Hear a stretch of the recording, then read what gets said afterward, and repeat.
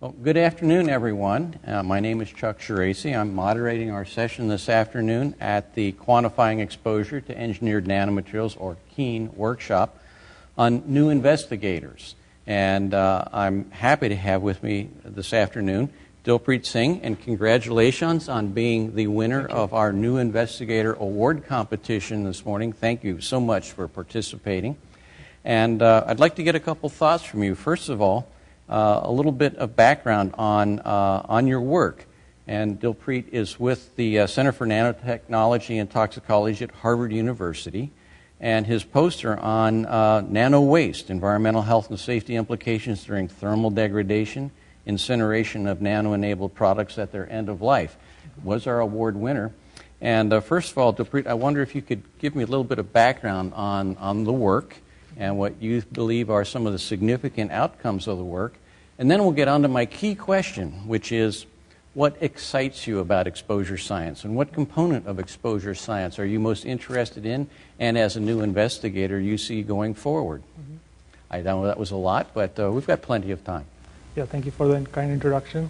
So I started my project about 2 years ago in 2013, and the goal of the project was to actually assess the EHS implications of nano-enabled products for just one particular life cycle scenario, which is the end of life, or the thermal decomposition of nano-enabled products. So as we know that nano-enabled products at their end of life could end up in landfills, or they could be decomposed in a fire, in an incidental fire in a building, or they could be sent to incineration facilities.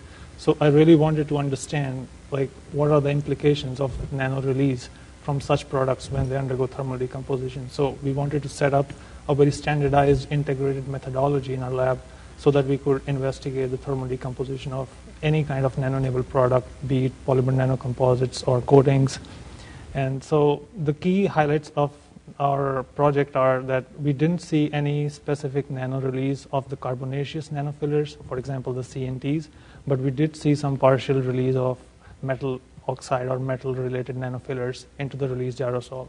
And also in the bottom residual ash, we see most of the effect comes from the nanofiller, and so most of the nanofiller upon thermal decomposition still retained in the nanofiller in the residual ash. So this has very strong implications for the fate and transport of residual ash, because when it's disposed of in a landfill, there could be many weathering scenarios because these nanofillers are now loosely held together in the degraded polymer matrix. So that's an important scenario that we also wanted to focus on. Okay, and you say there are implications. What kind of implications? Who or what would be involved in these implications? So for example, for incineration facilities, I would be concerned about the occupational exposure, the workers who are working in incineration facilities, and also for those who are handling the residual ash, taking care of the disposal. I think those are the people who are going to be exposed to this. And also for the fire incidents in buildings, I would be really concerned about the firemen who would be exposed to such released particulate matter while they're dealing with such a scenario. Okay. Yeah. And is there evidence that we should be concerned about the presence of these materials during any of those kinds of scenarios? Yeah, definitely, because since we do see some kind of nanofiller-related release for a specific class of nanofillers, so I think the nanofiller does play an important role in the released aerosol as well as the residual ash. So we do need to care about such important products that are in the market and that may undergo such scenarios. Okay, and you said that one of these scenarios you examined was incineration, or thermal degradation and the incineration. And the concern was that you have either landfill or incineration. I assume that incineration reduces volume in the landfill, but does it create another concern with the ash?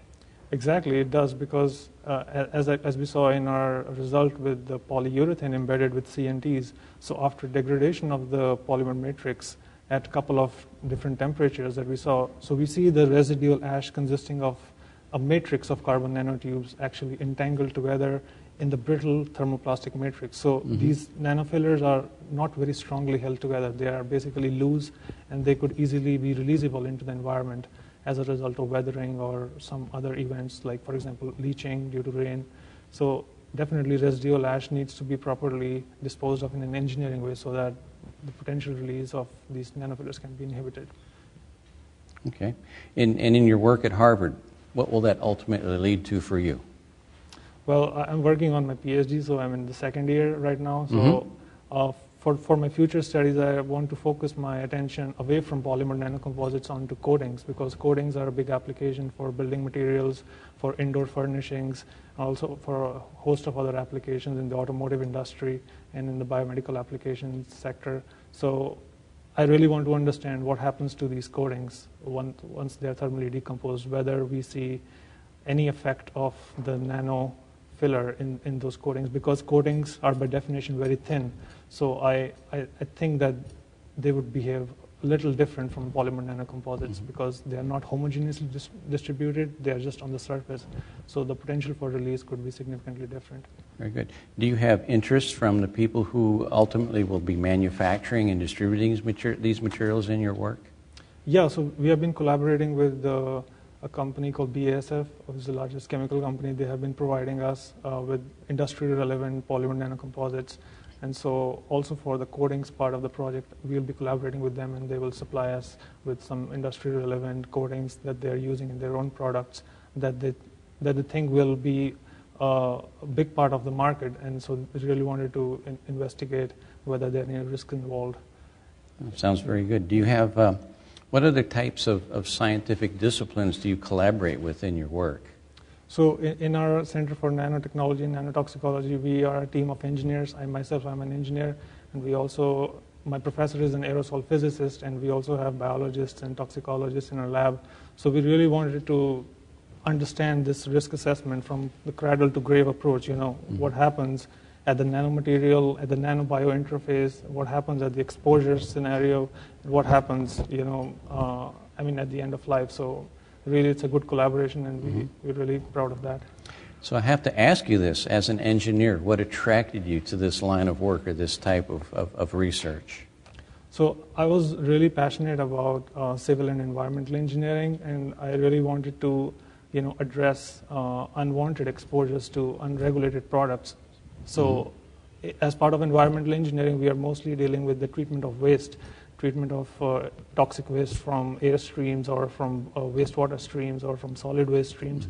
But now I really want to focus my attention to those kind of wastes that may be unregulated, that may be thought of as conventional, but they have different properties. For example, nano waste is a big crisis. So according to a recent study we know that about 9,000 metric tons of E&Ms are being disposed of in incineration facilities. So that's a pretty big nano waste problem, and we really want to understand where this will lead to. So that attracted me to this environmental health aspect of nano waste. Very good. Do you see any potential in the future for some type of reuse of the waste or the waste products that you're seeing? Well, I'm not sure if we could really reuse the degraded materials once they are incinerated, but I definitely see potential for reuse and recycling at the end of life, before these products go into the incineration facilities or to the landfills. I mean, that would be something to explore into. I'm not sure what the implications would be, because in order to recycle such products, you would have to make sure that you still have the functional properties and you still have the same strength of the polymer matrix that you started with. So, well, once again, thank you for contributing to the workshop, and congratulations on being the poster award winner. And if there's anything else you'd like to share during our discussion here, I find it very fascinating that we have this multidisciplinary approach in your project. Right. So I'm really fascinated about the fact that once we address these critical knowledge gaps about exposure and release, that it really opens up a new area of sustainable nanotechnology development, because once we understand what is release and what are the properties, what's the exposure, then we can really ask the industry to come up with new designs of nano products, that can be good for the society, and so that will maximize the benefit to cost ratio to the society as well. So it's a really big opportunity. Sounds terrific. And I know that in the U.S. that meets a national strategic goal of good, responsible, and sustainable development of this overall technology. So as a young investigator, I think I'm envious of your position in all of this right now. Thank you. Thank you. Well, thank you for your time this afternoon. Yeah. pleasure to talk to you. Congratulations again. Thanks.